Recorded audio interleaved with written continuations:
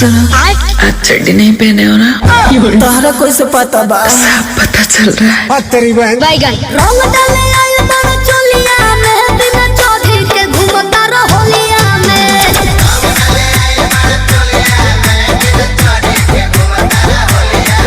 बिना चौधरी के घूमता रहोलिया में। रंग डाले आइल बड़ा चोलिया में, बिना चौधरी के घूमता रहोलिया में।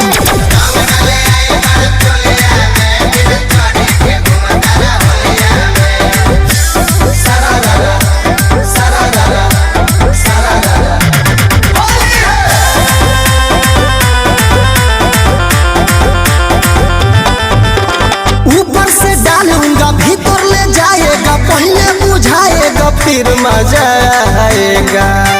डलवाला ना